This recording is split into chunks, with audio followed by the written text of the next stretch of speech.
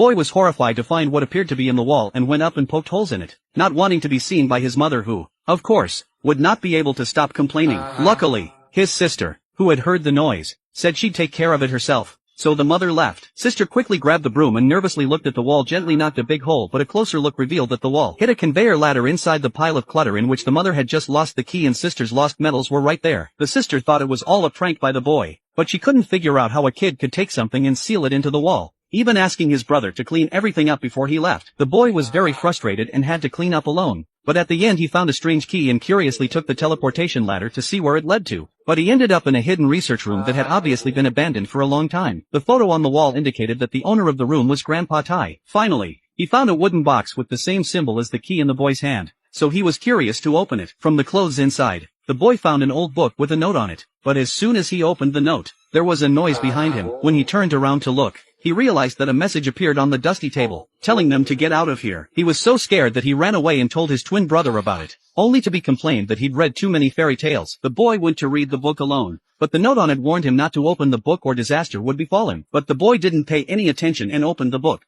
But just as he opened it, something sounded around him. The boy looked back and realized that his guinea pig had somehow managed to get under the duvet. But he didn't realize that something had been watching him. The boy also felt a bit scared, so he hid in the bedside table and then read the book. It turned out that the person who wrote this book was his own great-grandfather. The book recorded the existence of the world of the elves and all the knowledge about them as the great-grandfather lifelong research results. There was also a record of an evil ogre who could turn into all kinds of animals and had been trying to steal the book. But as soon as they read the author's warning not to let the book out of the house, they heard a scream from their sister. The twins ran to find their sister's hair tied to the end of the bed, which of course was blamed on the boy, who had been the most mischievous of all, and who would have been at a loss for words if it hadn't been for the proof of his older brother. But this made the boy think of the book, and the next day he went to his brother and sister and explained that he had learnt from the book that it was all the work of an elf who had tied up his sister's hair in revenge for her destroying the other's nest. That's why when they moved into their new home, they found the kitchen full of honey, a favorite food of the pixies. Of course, the sister scoffed at this and left the boy behind. But then something came rushing outside, translated with Deep L. Calm, free version. The girl was just about to go home when she was surrounded by something. Fortunately, she heard her brother's instructions and slashed directly into the air, but her sword was covered in a green liquid. Then she saw her brother throw a rock and looked through the hole in the rock and realized that she was surrounded by a group of toadstools. But even though she had been practicing with a sword since she was a child, she couldn't cope with such a large number of enemies. Fortunately, she was pulled into the shield by her brother and believed what he had said about the elves. When they got to the roof, they realized they were surrounded by toadstools. When they learnt that the monster's goal was the magic book in his hand,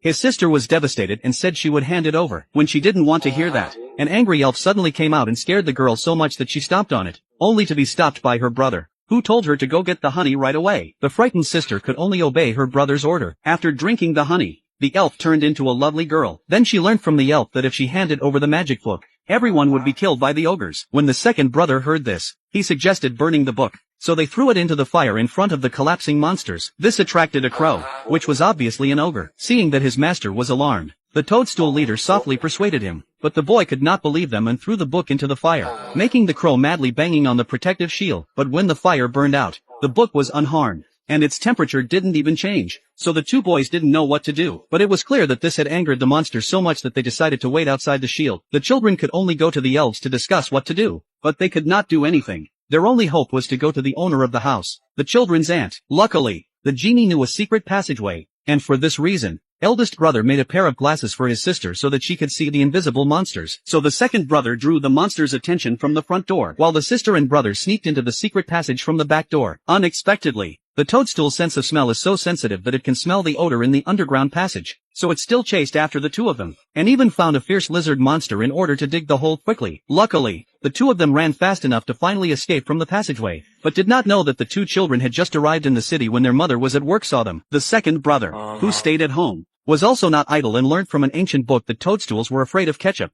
so he made a batch of tomato bombs. Finally, the siblings saw their aunt hiding in the nursing home and told her what happened. After hearing this, the old lady let go of her heart and spoke to the flowers, not wanting to see many flower fairies flying out of the pots the next moment. But when the boy took out the magic book, immediately scared the old lady confused and rushed to bring the two children into the house, and then from the old lady's mouth to learn about her tragic experience.